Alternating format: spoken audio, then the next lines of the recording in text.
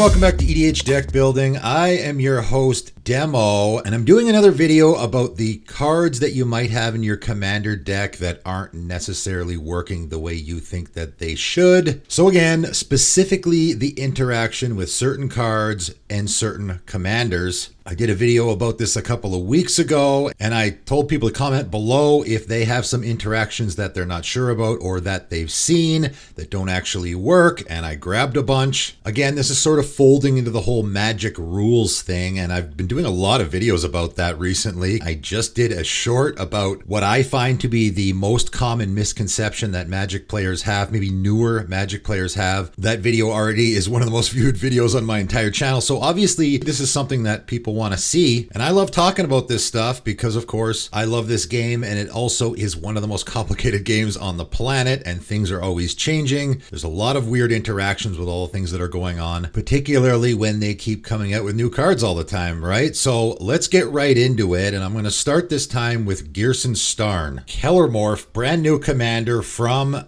Warhammer 40k, and as I correctly predicted, I knew this was probably going to be one of the most popular commanders from the set because it has such a unique, interesting ability. Whenever another source you control deals exactly 1 damage to a permanent or player, Gerson Starn deals 2 damage to that permanent or player. Really great ability, lots of ways you can build around it. And one of the comments I got was an interaction that they weren't sure if it exactly did work, which is with Chandra Awakened Inferno. And this card is currently in 14% of all Gerson Starn decks. And I imagine the reason again is because of that +2 ability. And again, if there's any other reasons, if you have it in there for some other reason, that's fine. But I'm just going to cover this specific interaction. So Chandra has a +2 that says each opponent gets an emblem with, at the beginning of your upkeep, this emblem deals 1 damage to you. So of course, that's a source dealing 1 damage. So Gerson Starn's going to deal 2 damage. On top of that, no, it will not. And of course, the reason being is because your Gerson Starn says a source you control, and that emblem is not a source you control. A similar mistake, and I'll quickly move to another commander here, Zedru the Great-Hearted. A common mistake that people used to make with that commander all the time is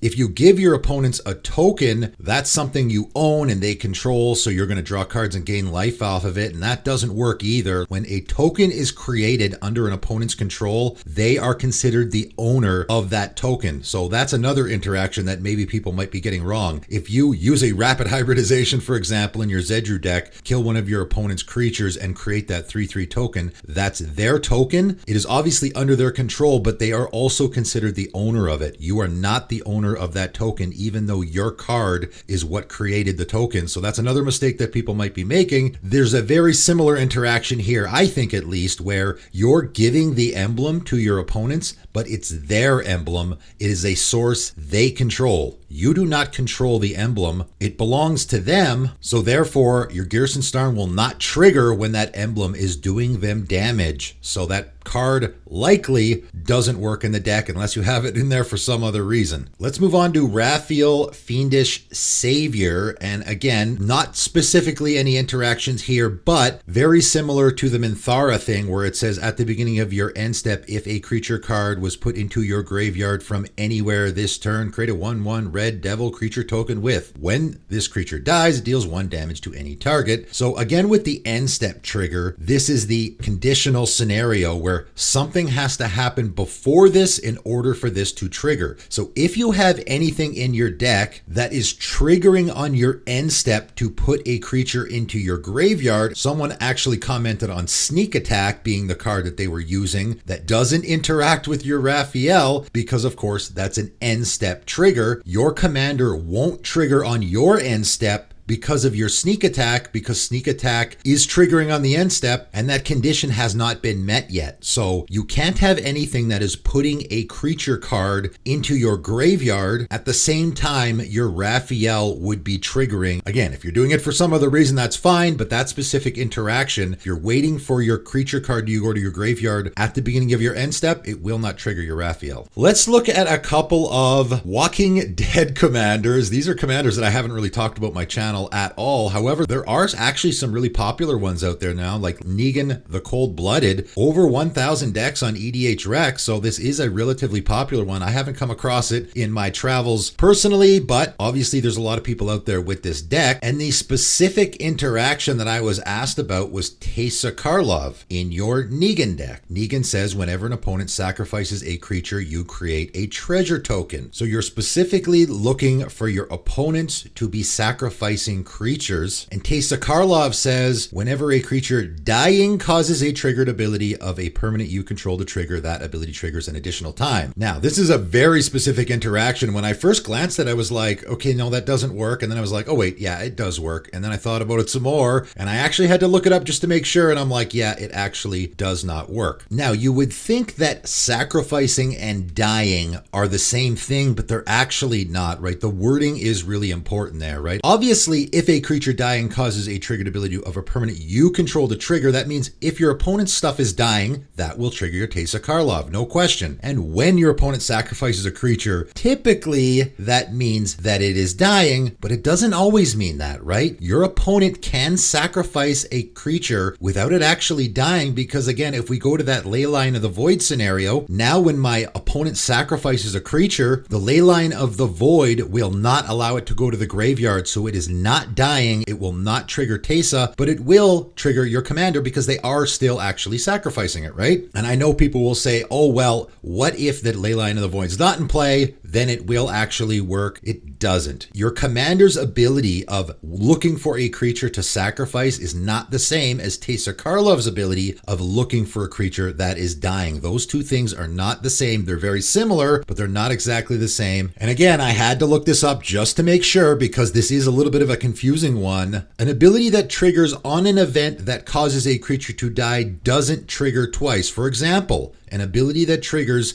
whenever you sacrifice a creature triggers only once. So they're covering that very specific scenario in there. Sacrificing a creature is not the same thing as dying. So Teysa Karlov likely does not work in your Negan the Cold-Blooded deck. Let's look at another Walking Dead commander, Daryl, Hunter of Walkers. And again, not a super popular commander, but rather than dealing with specifically these commanders, I'm sort of dealing with rules interactions in general. And this is another one I was asked about. So Daryl, Hunter of Walkers says whenever a zombie an opponent controls dies, draw a card. And again, I was pretty surprised by this one. Compost is in 44% of all Daryl, Hunter of Walkers decks. Okay. I mean, it's a great card. I absolutely would throw Compost in just about any green deck, and it's going to do work for you. Black is a very popular color in the format, so it's probably never going to be a dead card. And if you have opponents playing black, it's going to be a really great card draw engine. However, there is no interaction with Daryl, Hunter of Walkers here at all. Not even a little bit. And the fact that Compost is in 44% of all Daryl decks means that people probably think that there is an interaction, right? Compost is looking for a black card to be put into opponent's graveyard from anywhere, and when you do, you get to draw a card. Now, of course, the reason why this is so fantastic is because that black card can be going in the graveyard from anywhere. So that means if your opponent mills themselves, for example, black card's going to the graveyard, you get to draw a card. If a creature they control that's black dies and it goes to the graveyard, you get to draw a card. Even if they cast a spell, right? Your opponent casts a demonic tutor, that's a black card, and when it resolves, it will be going to their graveyard and you'll get to draw a card off of it. Like I said, Compost, really, really fantastic card. However, I think the interaction people are looking for here is you're giving your opponent those 3 walker tokens, which are black zombies, and when they die,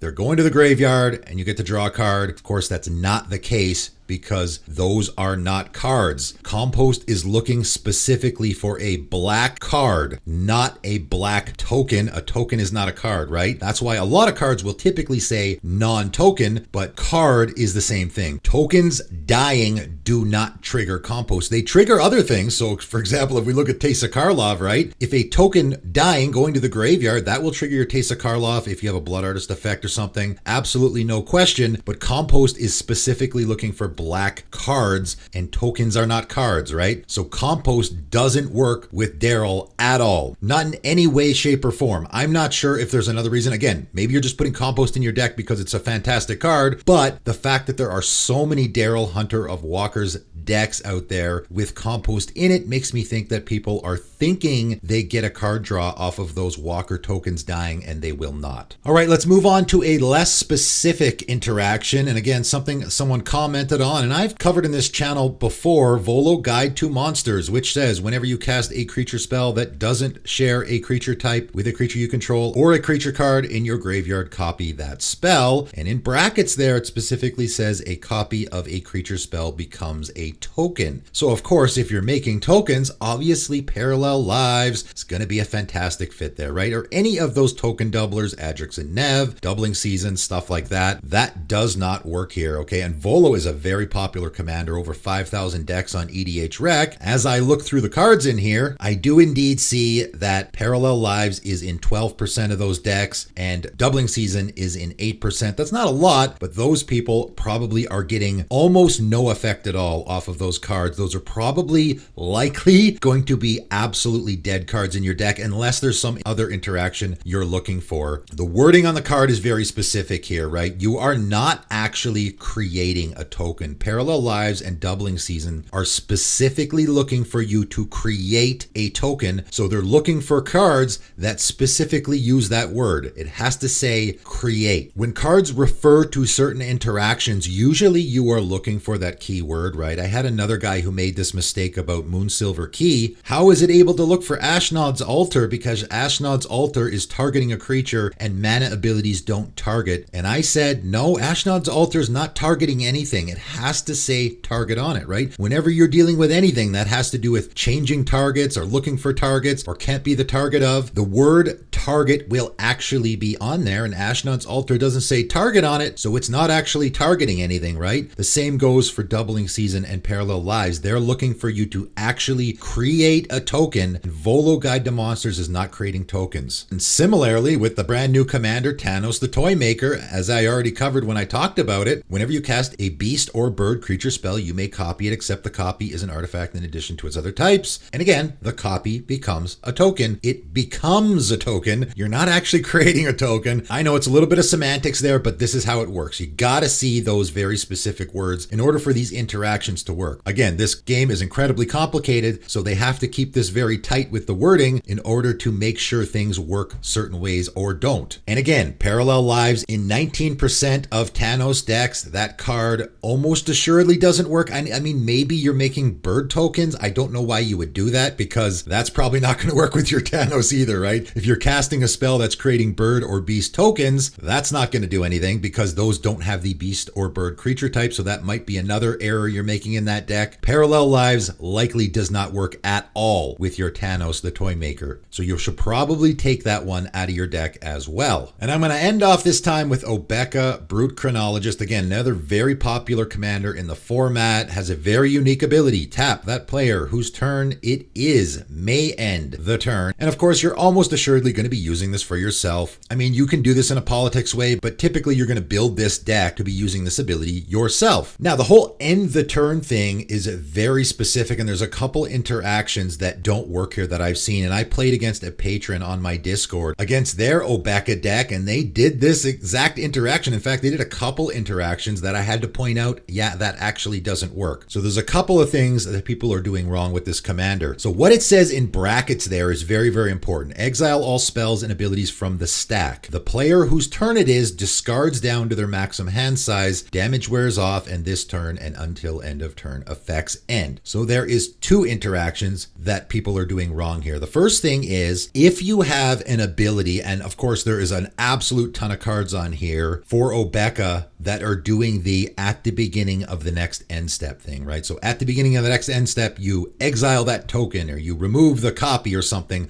A lot of those, like Felden of the Third Path, right? You're creating a token copy of a creature in your graveyard, and at the beginning of the next end step, you're going to sacrifice it. So what that means is it's looking for the next end step to come in order to sacrifice that token that you've made. So if you use your Obeka before your end step, if you say use it after combat, combat on your main phase and you end the turn, that token is still looking for the next end step, which is going to be your opponent's end step. So on your opponent's end step, that token will then be sacrificed because it's looking for the next end step. The correct way to do this interaction, how you're going to use your commander's ability, right? I'm not saying this card doesn't work in the deck. It does work in the deck as long as you're doing it correctly. What you have to do is you have to wait until your Feldon of the Third Path ability goes onto the stack, right? So you create the token, you attack with it, use it however you like, and then at the beginning of your end step, the ability from Feldon is going to go on the stack in order to sacrifice that token, and then in response, you're going to activate your Obeka, and what your Obeka does is it exiles all spells and abilities from the stack. So basically what your Obeka is doing is it's countering activated or triggered abilities. I mean, it's not actually doing that, but you can sort of think of it that way, right? It's sort of a stifle effect that your Obeka is doing with everything that is currently on the stack. So if you have 4 or 5 things that are triggering at the beginning of your next end step, that is when you're going to activate your Obeka's ability, and it's going to counter all those abilities. It's actually going to exile them, so it's not countering them, but I'm just using that as an example so people can better understand how it works. All those abilities will essentially be exiled instead of actually resolving. So now your Feldon of the Third Path is looking for the next end step to sacrifice that token. The ability has triggered, it goes on the stack, and you are exiling it so that it doesn't actually resolve, but it's already been satisfied, so it's not going to be looking for any more end steps. So that means that token is actually going to stick around, right? That is how you probably want to be using your Obeka's ability. Now, the incorrect way that people use Obeka from what I've seen is things that end at the end of turn, right? At the beginning of your next end step and until end of turn effects are 2 completely different things. Again, I talked about this in my phases combat rules video. If something ends at the end of the turn, it's just going to end whenever the turn ends, right? Like your Obeka says, damage wears off and this turn and until end of turn effects end, right? This is what happens at the end of every turn on your cleanup step. Your cleanup step is basically the stuff that happens in Obeka's brackets there. You discard down to hand size, any until end of turn effect wears off, damage wears off, right? All that good stuff. So if you have a card like say Brute Strength, for example, target creature gets +3/+1 and gains trample until end of turn, using your Obeka isn't going to make that stick around, right? It's an until end of turn effect. So as soon as you activate your Obeka, whenever that is going to go away. If I cast my Brute Strength on my creature and then immediately use my Obeka, the Brute Strength gets shut off because I've now ended the turn, right? So any until end of turn effect is going to be different than the at the beginning of end step trigger. Those are 2 completely different things, and the game has changed a lot, like I said before, so we got to be very careful with the wording of cards. So for example, Ideas Unbound, blue and a blue, sorcery arcane, draw 3 cards, discard 3 cards at end of turn. So you're going to look at this card and you're going to go, okay, well that doesn't work because I'm discarding 3 cards at end of turn. That's an end of turn effect. Well, no, it actually isn't. This card has been errated. What it says now is draw 3 cards, discard 3 cards at the beginning of the next end step. This is actually a delayed trigger. So this card does work with Obeka. In fact, it's a fantastic fit with Obeka because you're going to pay 2 mana, draw 3 cards, and then again on your end step, that trigger is going to go on the stack. It's going to want you to discard 3 cards, and instead you'll activate your Obeka and just remove it from the stack so you don't have to discard anything. So it just becomes 2 mana, draw 3 cards. Great card in an Obeka deck, but the original wording might make you think that it isn't so. So we have to be careful there as well, right? When you're making an Obeka deck, you might want to look up these cards and check the errated text to make sure you have the updated version, because that will tell you whether or not that card actually works in your deck or not, right? So that is it. That is all. Just some more sort of wrong cards with the wrong commander interactions that might not be working or might not be doing the things that you think they are. And once again, comment below. I love to hear your guys' inputs here. If I get a bunch of suggestions, I'll do another video covering more of these interactions. And again, it's not specifically about certain cards with certain commanders. It is also just rules clarifications in general, right? So this sort of folds into my whole Magic Rules series as well. And I encourage you to go check out that series, right? All the Magic Rules videos that I've made so far. And it clarifies a lot of interactions that work in the game that you might not be getting correct. But that is it for today, and thanks for tuning in.